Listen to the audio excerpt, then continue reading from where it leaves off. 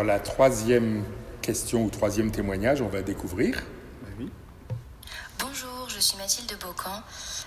Alors moi, le Saint-Cordon, c'est pour moi un moment de réel partage avec chacun, un moment où on peut se rassembler petit comme grand pour adorer la Vierge. Moi qui suis guide d'Europe, cet événement me permet aussi de pouvoir rassembler toute la compagnie et de pouvoir réaliser le tour tout ensemble. Je trouve que c'est un moment très joyeux et très convivial qui marque le début de l'année et qui protège donc la ville durant toute la durée de celle-ci.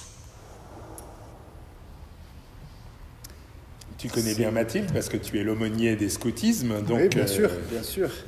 Je connais bien Mathilde, et déjà quand elle était louvette, petite. Alors, mais oui, depuis, ça fait 1000 ans qu'il y a ce tour, donc c'est sûr qu'il y a un lien entre les générations. Ça tisse un lien entre les générations, c'est à travers les âges, petits et grands. Il y a un psaume qui dit ça aussi, non, ou un cantique, je ne sais plus, petits et grands. Et oui. Moi, je me réjouis en tout cas par rapport au souci que nous avons de la pérennité du Saint-Cordon, parce qu'évidemment, tout est fragile dans un contexte multiculturel, multireligieux de notre pays de France, surtout accéléré là, depuis quand même quelques décennies. Que ce soit vraiment notre souci, que ce soit à la confrérie, que ce soit dans les pèlerins, dans les organisateurs, dans les animateurs, qu'il y ait vraiment la présence de toutes les générations.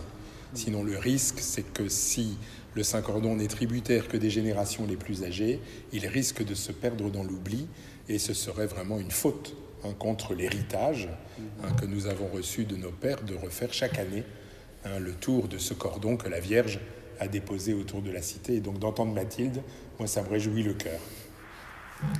Alors, quatrième question. Bonjour, je m'appelle Carole de Vulder, je suis enseignante au lycée d'Empire de Valenciennes et j'ai pour mission de m'occuper de la pastorale du lycée d'Empire. J'ai effectué le chemin de Compostelle depuis Saint-Jean-Pied-de-Port jusque Santiago et j'ai obtenu ma Compostella.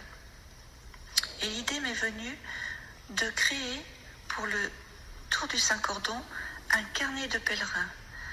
Ce carnet de pèlerins sera destiné à tous les élèves qui effectueront à pied le Tour du Saint-Cordon avec moi, et sur le chemin, je mettrai des tampons sur leur carnet de pèlerins.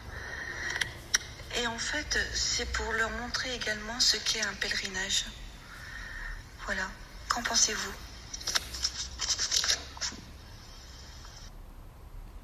Génial, super idée.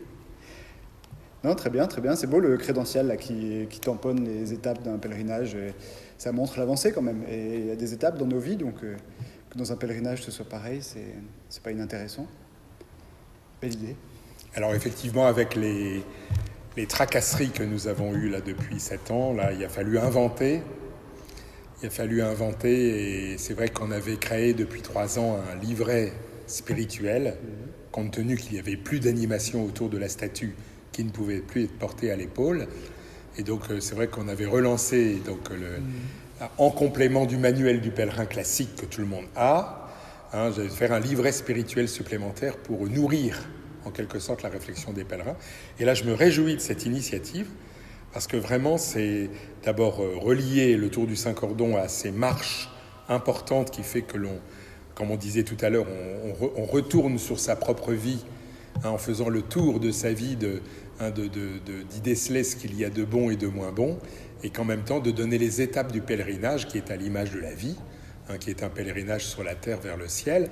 Et donc moi je me réjouis de cette initiative de Carole et pour le lycée d'Empierre. Je trouve que c'est une très belle initiative et qu'on pourrait peut-être développer à l'échelle même de l'ensemble de la ville, pour les autres collèges, lycées, pour les jeunes, voilà. C'est peut-être à réfléchir et à développer. En tout cas, Carole, on espère bien partager cela avec vous.